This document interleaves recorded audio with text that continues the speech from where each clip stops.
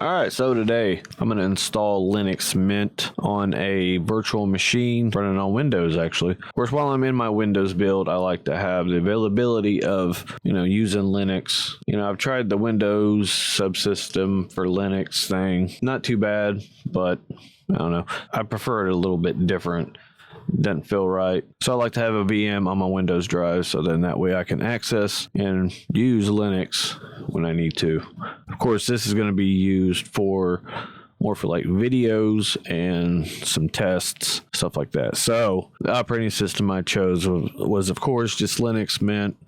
I definitely recommend this one for if you're a beginner, which this is probably more for beginners, people who aren't regular Linux users, people who just, they're on Windows, they've heard about Linux, they want to try it out, they want to see what it is. Linux Mint is probably the best choice for somebody who may have never used Linux at all, because Linux Mint is a good, very beginner friendly, and pretty much just has everything you need out of the box for general use. So I have downloaded the ISO file. Now, of course, I'm going with the Cinnamon desktop. So the only changes I have made to this virtual machine so far is I have set the RAM up much higher. Actually, I have 4 gigabytes of RAM now. This machine that I have, my host machine has 32 gigs of RAM, so I'm not worried about the RAM. I can spare having 4 gigabytes. That is pretty much all I've done. Now, of course, this is really a video more for the beginners. If you're a Linux veteran, you've been using it for years, go ahead and watch it. I'm not going to tell you to not watch my video, but this is definitely geared towards the beginners. Install multimedia codecs. I always choose yes because it's nice to have them already ready to go. Then you don't have to search for them later. There we go. Now we're getting the full screen. Nice. There we go. Now we are full screen. Okay, erase this. Yeah, of course.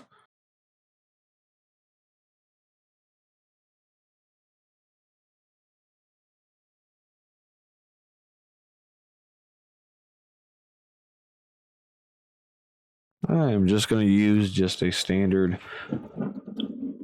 throwaway password because honestly, I don't care. There's not much at all going on this virtual machine, so I don't really care. Yeah, I'm bad. All right, so now you can choose the top option. It is fine. Just put it all on the drive the way it is. Not have to have all these different partitions. It's not going to hurt anything. And honestly, if you're a beginner, you don't know what the hell you're doing, that's probably the best option for you. You can, whenever you get a little bit more comfortable with Linux and doing a lot of this different stuff, you can actually partition your drive. Okay, so the install is done. Now, as you can see, that was not bad at all. That was very painless, very easy. So let's restart this VM, and then we can check out Linux Mint. I swear to God, a Banshee was just outside somewhere down the road. Anyways. Now when you restart it, you come back and you have this window. It's their introduction to Linux Mint. Welcome. Let's go! And of course, this kind of tells you a little bit about Linux Mint, what they offer out the box, what they, it's kind of what they do. Now, of course, they have out of the gate, they have time shift, which is a good tool to have. You make backups. You can set it for once a day, a few times a day if you wanted to. Once a week, once a month, once a year, I guess, if you don't care. I think it has a year option. I don't know. Fuck camera, what the fuck? Stop it. It keeps auto-focusing in and out. Fucking stupid. Anyways, so it has an update manager so you can update your operating system without using the spooky terminal. Software manager so you can install packages and not have to use the spooky terminal. And of course, a driver manager. So yeah, if you were using this as a daily driver on your computer, Linux Mint does a pretty good job about getting, the drivers you need, packages straight out of the box. It's a great little operating system. So we're just going to click out of here.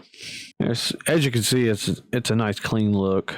Here's Firefox. Firefox is kind of a standard. Those come in just about all of the Linux operating systems anymore. Now, usually what I like to do is I like to update.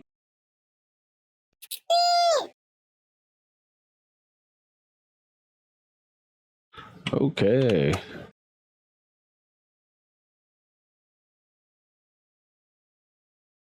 There we go. So that is a quick little basic video showing you how to install Linux Mint, which is a very good user-friendly operating system. So if you want to check out Linux and see what it's all about, you can fire it up in a virtual machine like this. Get VirtualBox, VMware, whatever. Just wanted to show you that quick little video for the people. So I'm out of here.